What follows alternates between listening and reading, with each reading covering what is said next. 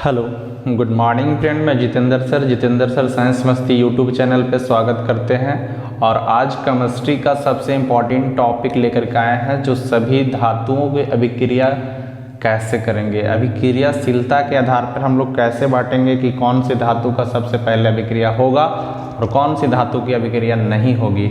तो चलिए दोस्तों, देर न करते हुए हम इस वीडियो के माध्यम से आप लोग को समझाने का प्रयास करते हैं कि धातु कौन सी अभिक्रियाशील होगी और कौन धातु किसको से अभिक्रियाशील होगा, सबसे ज़्यादा अभिक्रियाशील कौन सी धातु है। तो एक ही ट्रिक में आप इजीली समझ पाएंगे।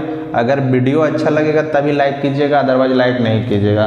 मेरा एक रिक्वेस्ट है, अगर वीडियो अच्छा लगता है तो सभी गरीब से गरीब बच्चों के लिए शेयर कीजिए और उन बच्चों को शेयर कीजिए जो शिक्षा से वंचित है और इसके माध्यम से वो जागरूक हो कि हमें पढ़ना चाहिए। तो चलिए दोस्तों, देर न करते हुए एक ट्रिक के माध्यम से, यानी 10th और बिहार पुलिस, झारखंड पुलिस के लिए इम्पॉर्टेंट हो जाएगा। यहाँ से कम आपको 5 नंबर मिल सकता है मेरे दोस्त। तो चलिए देर न करते हुए शुरू करते हैं आज का ये वीडियो।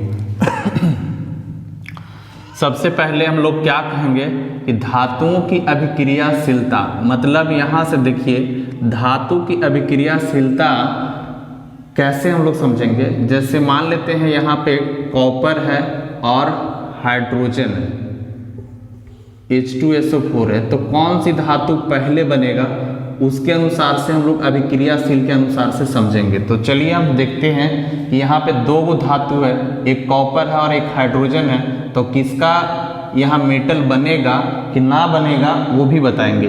तो चलिए धातु की अभिक्रियाशीलता को हम देखते हैं। जैसे यहाँ से अगर हम लोग बात करते हैं तो पोटेशियम सबसे नंबर 1 पे आता है, सोडियम 2 पे आता है, कैल्शियम 3 पे आता है, मैग्नीशियम 4 पे आता है, एल्युमिनियम 5 पे आता है, जस्ता 6 पे आता है, लोहा 7 पे आता है और सीसा 8 पे आता है, हाइड्रोजन 9 पे आता है और कॉपर 10 पे आता है, पारा जो है 11 आता है और चांदी जो है 12 आता है, सोना लास्ट में आता है 13। तो क्या लगता है कि ऐसे हम लोग याद कर पाएंगे? कभी याद होने वाला बात ही नहीं है। अगर रट्टा मारेंगे तो शाम को, रट्टा मारेंगे तो सवेरे खत्म हो जाएगा। तो इसी माध्यम से हम अगर इस मेरा ट्रिक को अगर ये अपनाएंगे तो हो सकता है आपको 2 सेकंड भी ना लगे और हमेशा के लिए आपको अपना बन जाएगा। और इस माध्यम से आपको कम से कम 5 नंबर कोई भी कंपटीशन एग्जाम में ज़रूर मिलेगा। और 10th वाले बच्चों के लिए स्पेशल ये हो जाएगा कि 10th का जितना भी धातु और अधातु अभिक्रियाशील चैप्टर जो भी पढ़ाया जाता है उसमें एक एक ये काम करेगा जितेंद्र सर का ट्रिक। तो चलिए देखिए कैसे हम लोग याद करते हैं। तो यहाँ से देखिए ये K4 पोटेशियम है, लेकिन हमें यहाँ बनाया है काशी। क्या लिखा हुआ है? काशी और नाथ, उसके बाद में का, माली, आलू जरा फीके पकाता है। फिर उसके बाद में यहाँ से लिखा हुआ है कौन है जी आगे आओ। देखिए एक ही ट्रिक मेरा याद रखेंगे कि काशीनाथ का माली आलू जरा फीके पकाता है। ठीक है, इतना कोई बुराई कर रहा है तो माली जी आते हैं, बोलते हैं कौन है जी आगे आओ। समझ में आ रहा है? मतलब यहां से देखिए काशीनाथ का माली, ठीक है ना, काशीनाथ का माली यहां तक आ जाएंगे। उसके बाद आलू जरा फीके पकाता है, कौन है जी आगे आओ। ठीक है, ये अगर ट्रिक आप याद रखेंगे तो हमेशा के लिए आपको ये पता चलते रहेगा कि कौन सी धातु को हम अभिक्रिया करेंगे और कौन सा अभिक्रिया के साथ बनेगा या ना बनेगा। तो आसानी से आप लोग सीख पाएंगे। आप फिर से हम रिपीट कर दे रहे हैं, याद रखेंगे काशीनाथ का माली आलू जरा फीके पकाता है, कौन है जी आगे आओ। अगर ये ट्रिक आप याद रखते हैं तो हमेशा लगेगा कि नंबर 1 पे पोटेशियम अभिक्रियाशील है, उसके बाद में सोडियम है। ध्यान देने वाली बात ये है कि 2 धातु ऐसे हैं जिनको मुलायम होने के कारण हम लोग चाकू से काट सकते हैं। वो 2 धातु कौन कौन है? तो सोडियम और पोटेशियम। सोडियम और पोटेशियम 2 ऐसे धातु हैं जिसको हम लोग चाकू से काट सकते हैं। दूसरी चीज ये है कि ये जो है अगर इसको खुली हवा में छोड़ देते हैं तो अभिक्रियाशील हो जाता है। मतलब किसी भी परिस्थिति में अगर खुला छोड़ देंगे तो आग पकड़ लेगी, इसलिए इसको किरासन तेल में डुबा करके रखा जाता है। तो याद रखेंगे कि सोडियम और पोटेशियम दो ऐसे धातु है जो हमेशा किस में रखा जाता है, तो किरासन तेल यानी मिट्टी के तेल में डुबा करके रखा जाता है। तो यहाँ से आप लोग को क्लियर हो चुका होगा कि किसको चाकू से काट सकते हैं और कौन सबसे मुलायम है, तो यहाँ तक आपको क्लियर हो चुका होगा मेरे दोस्त। देखिए यहाँ से मैंने बताया कि काशीनाथ का माली आलू जरा फीके पकाता है। ये जो ट्रिक आप 2 से 3 बार मेरे साथ बोलेंगे तो हो सकता है कि आप वीडियो रोक करके भी आसान से सीख सकते हैं, अदरवाइज आप बना करके भी सीख सकते हैं। तो देखिए एक हम अभिक्रिया करवाते हैं, कैसे है। यहाँ पे आपको कॉपर दिख रहा है और हाइड्रोजन दिख रहा है, मतलब H2SO4, ठीक है ना।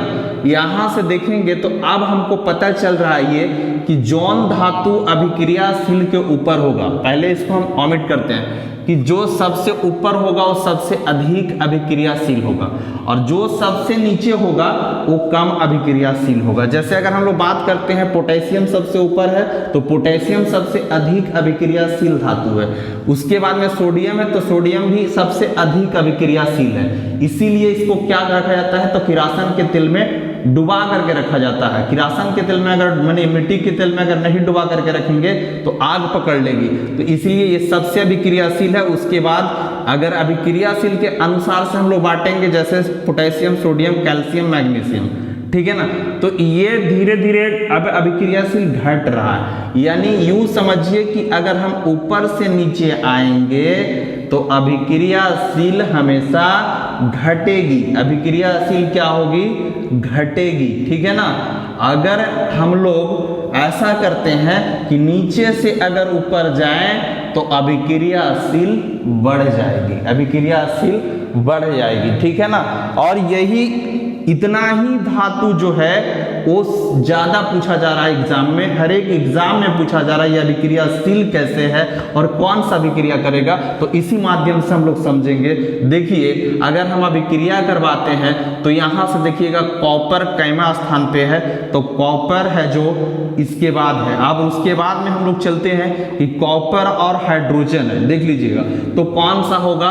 तो पहले हम लोग यहाँ पे क्या करेंगे, एक अभिक्रियाशील के कारण हम लोग क्या करेंगे, यहाँ पे CuSO4 बना लेंगे, ठीक है, CuSO4 बना लेंगे और हाइड्रोजन विस्थापित हो जाएगा, मतलब यहाँ से हाइड्रोजन निकल जाएगा, ठीक है। इस प्रकार से अगर दो धातु को हम लोग लेते हैं, जैसे मान लेते हैं एक और हम ले लेते हैं, जैसे Fe है प्लस यहाँ पे है H2SO4, ठीक है।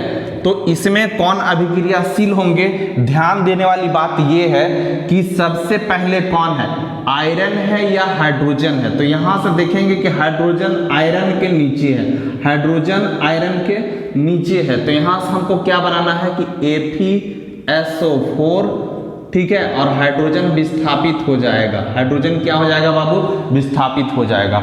थोड़ा सा हम फिर से लिख दे रहे हैं कि जैसे मान लेते हैं यहाँ पे एक चीज और लेते हैं कि Fe प्लस ZnSO4 रह जाए, ZnSO4 रह जाए। अब देखेंगे कि दो यहाँ जो ताकतवर धातु उसे कहते हैं जिसका अभिक्रियाशील सबसे ऊपर है। जैसे इन दोनों में देखेंगे कि आयरन है पहले या जिंक है, तो यहाँ देखेंगे कि जिंक ऊपर में है, तो यहाँ से सीधा आप बना दीजिए कि ZnSO4 होगा और प्लस Fe निकल जाएगा। मीन्स ये हुआ कि जो ताकतवर था वो इसके साथ आ गया और जो नहीं था वो अलग हो गया। अगर हम इसी रिएक्शन को ऐसे लिखें कि Zn प्लस FeSO4, तो यहाँ पे भी देखेंगे कि है तो इसका संपत्ति, लेकिन हड़प कौन ले रहा है, ZnSO4 प्लस Fe। तो मेरा कहने का मतलब ये माध्यम से हम ये समझाना चाह रहे हैं कि कौन धातु कितना अभिक्रियाशील है और किससे क्या कर लेगा, विस्थापित कर लेगा, कौन धातु विस्थापित होंगे, कौन धातु रिएक्टिव होंगे। तो ये अलग अलग माध्यम से हम इसी माध्यम से समझ पाएंगे कि कौन ताकतवर धातु है। जो ताकतवर अधिक होगा उसका किसी के साथ मतलब सल्फेट के साथ विस्थापित कर लेगा, अगर नहीं है तो फिर वो अलग हो जाएगा। तो इस प्रकार से आप लोग समझ गए होंगे। हम उम्मीद करते हैं कि यहाँ तक आपको आसानी से समझ में आ रहा होगा।